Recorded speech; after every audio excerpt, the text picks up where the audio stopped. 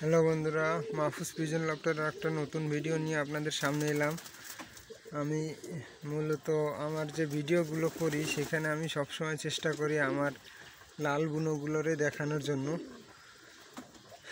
তো আলহামদুলিল্লাহ আমার কবুতরগুলো এই যে সকালবেলায় খাবার দিলাম, ওরা এখন খাবার খাওয়ায় ব্যস্ত।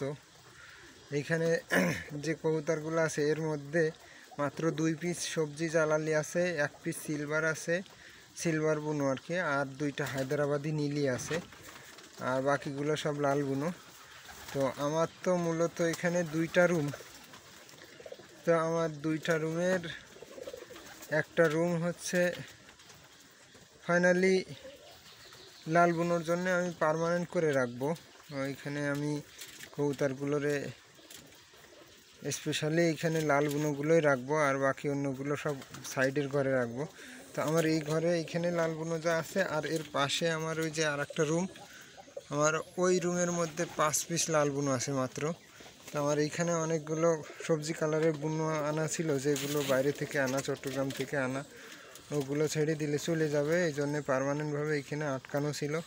তো আমি এখন থেকে চেষ্টা করব আস্তে আস্তে ওইগুলারে মোটামুটি আমি পোষ মানানোর জন্য চেষ্টা করব, যার কারণে আমি এইখান থেকে মোটামুটি 7টা মতো আর কি ওই পাশের ঘরে দিয়ে দিছি। আর এখন আপাতত এই যে 2টা সবজি কালার দেখছেন, এই 2টাই আছে এইখানে। তো এই 2টার কোলে 2টা বাচ্চা আছে, ওই যে দেখেন ওই ঝুড়ির ভিতরে, ওই যে ঝুড়ির ভিতরে 2টা বাচ্চা দেখা যায়। ওই বাচ্চা 2টার জন্যে আর কি এই 2টার এখন ওই পাশে দিতে পারতেছি না। তো আমি এই 2টা বাচ্চা 2টা একটু বড় হইলেই মোটামুটি আমি এই 2টার ওইখানে দিয়ে দিব ওই সাইডে।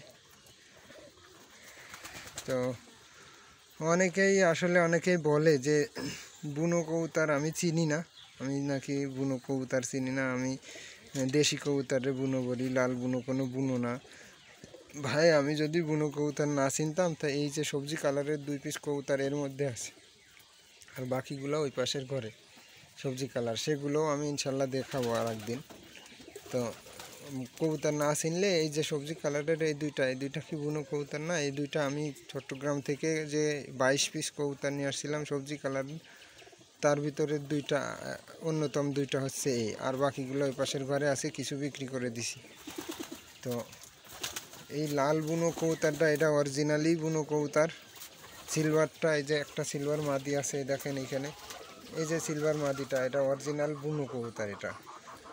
এবং এদের জেনারেশন হয়তোবা কখনো কোনো এক সময় এটা সবজি কালারের থেকেই আর কি এদের উৎপত্তি হয়েছে, কিন্তু এটা অরিজিনালি বুনো কবুতর। এবং এদের কোয়ালিটিটা মাশাআল্লাহ অনেক সুন্দর। এগুলো রিয়ার। যারা বলে যে বুনো কবুতর শুধু সবজি কালার ছাড়া বুনো হয় না, তাদেরকে আমি বলবো যে ভাই এটা নিয়ে একটু গবেষণা করবেন, কারণ এটা এক্সেপশনাল হয়।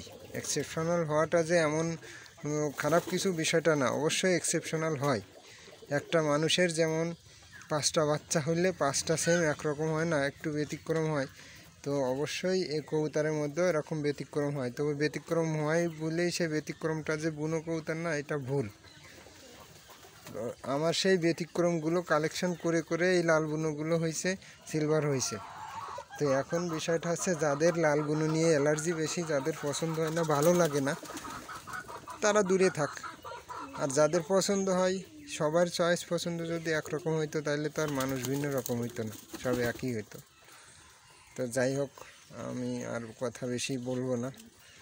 আমি চেষ্টা করি সবসময় ইউনিক কিছু পালার, ভালো কিছু পালার, যাতে আমি আসলে এটা যে আমি ব্যবসার উদ্দেশ্যে পালি বিষয়টা তা না, আমার শখের উদ্দেশ্যে পালতে হয়।